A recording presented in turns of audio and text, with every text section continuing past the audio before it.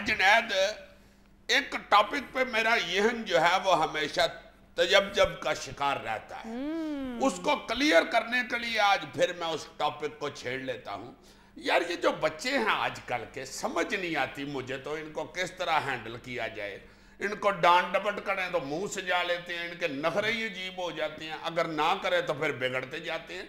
तुम्हारा क्या ख्याल है, इनको फेंटा फूंटा लगाते रहना चाहिए? वैसे मेरा ख्याल है इत्तेदाल का रास्ता अपनाना चाहिए। जहाँ पर डांट डपट ज़रूरी है ज़रूर करनी चाहिए, लेकिन एक ज़रूरत से ज़्यादा यानी मोर देन नेसेसरी जो डांट डपट है वो बच्चे को बिगाड़ देती है। और मैं ये समझता हूँ कि ये मीडिया का दौर है, बाज रियलिटीज़ हैं लाइफ की, सोसाइटी की, वो हमें तस्लीम कर लेनी चाहिए। सही, मैं इसे 5 लाख कहता हूँ। क्यों? ऐसा बादशाह बंदा है कि बात गोलमोल ही करता है कि कहीं बच्चे नाराज ना हो जाए। बिल्कुल बिल्कुल नहीं, मैं बहुत वाज़ेह बात कर रहा हूँ, बहुत खुल के बात कर रहा हूँ कि जितनी डांट डपट ज़रूरी है उतनी करनी चाहिए, लेकिन डांट डपट को कोई यानी एक आखिरी हल तस्वर नहीं कर लेना चाहिए कि जितनी डांट डपट करते जाएंगे बच्चा आपका बेहतर होता चला जाएगा। इसका उल्टा असर भी होता है। Exactly. ये डांट डपट जो है ये कोई डायरेक्टली प्रोपोर्शनल नहीं होती आपके ये बच्चे बात की नहीं होती, तरबियत मैं से। माफी चाहता हूँ। ये डांगे खाई हुई हैं तो फिर एक दानिश्वर इंसान दुनिया को मिले। मैं तो कह रहा हूँ कि ये बेहतरीन मिसाल है जो नौजवान नस्ल हमें दे सकती है कि ये डांगे खा के क्या हुआ। तो ये नहीं, मैं बहुत ईमानदारी के साथ बात कर रहा हूँ कि कभी भी भूल के भी ये मिसाल ना देना। यार देखो, खुदा के वास्ते ये डांट डपट के चक्कर में मेरी दानिश्वरी को तो चैलेंज ना करो। नहीं, मगर किस तरह डांटा जाए उनको? पहले तो मारने शुरू कर देते थे माँ बाप, अब क्या किया जाए? मतलब क्या कहें बच्चे का, बेटे तुम फेल हो गए, चलो मुझे मारो। ये क्या बात है? ये भी गलत है। बच्चे की एक ईगो है। अब हमें हमारे दौर में, मैं ये नहीं कहता कि सोसाइटी की नॉर्म्स बदल जानी चाहिए, वही रहनी चाहिए। बड़ों का एहतराम, रोब और दबदबा जो है वो बहरहाल कायम रहना चाहिए। ये हमारे माशरे का, हमारे खानदानी निज़ाम का एक हुस्न है और ये हुस्न बरकरार रहना चाहिए। लेकिन यार बाज जिंदगी की हकीकतें हैं, मीडिया का दौर है, बच्चे आप आज के बच्चे वो नहीं रहे। बहुत घिसा पिटा जुमला है लेकिन बिल्कुल दुरुस्त है। बच्चे की एक ईगो है, उसकी ईगो की रिस्पेक्ट की जानी चाहिए। सादा सी बात है यार। नहीं, ईगो क्या मतलब होती? बच्चे की अपनी एक इज्जत नफ्स है, हमें अपनी उस वक्त एहसास नहीं होता था। हम मतलब यार बच्चा क्या तीसरी क्लास का लैंड सुपरिटेंडेंट लग गया हुआ जो उसकी ईगो बन गई? वो बच्चा है बस। यार बच्चा आज का बच्चा कल का बच्चा नहीं है, इस फर्क को समझो।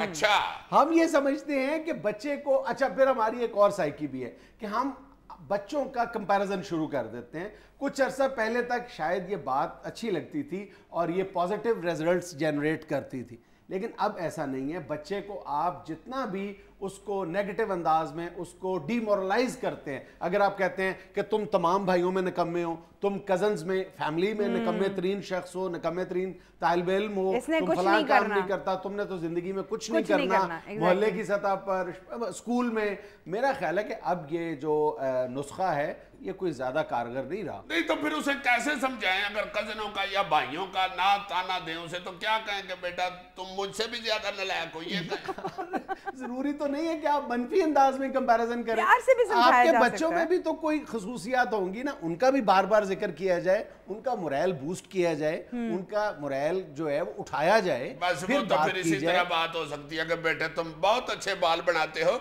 और तुम्हारी पेंट तो काफी नीचे है, चलो पढ़ो बैठ के।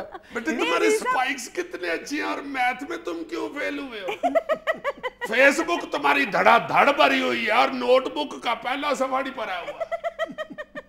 मेरे पुत्र मैसेज तुम 3 मिनट में 10 कर लेते हो और 3 घंटों में तुमने पर्चे के 10 वर्के नहीं पढ़े।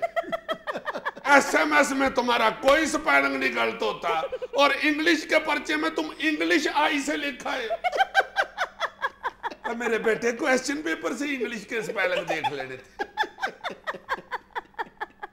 गलत, ऐसे यही बच्चों में सिर्फ यही 4 बातें नजर आती है। यानी आपको अपने बच्चों में कोई और अप्रिशिएट करने वाली बात ही नजर नहीं आती। उसके इंटरेस्ट को देखें ना कि उसका इंटरेस्ट किन चीजों में है, उसमें उसको अप्रिशिएट करें ताकि वो जो आपके इंटरेस्ट की चीजें उसको भी उतना ही बेहतर करे जितना उसका अपना और इंटरेस्ट। अगर वो किसी वजह से अपने कजन से, अपनी फैमिली में, अपने स्कूल में, क्लास में पीछे है तो उसको एनालाइज करके रिमूव करनी चाहिए उसकी शॉर्टकमिंग्स। नहीं, मैंने तो ये टॉपिक इसीलिए छेड़ा कि आप बुजुर्ग लोग मुझे समझाएं, मैं आहिस्ता आहिस्ता सीख जाऊं।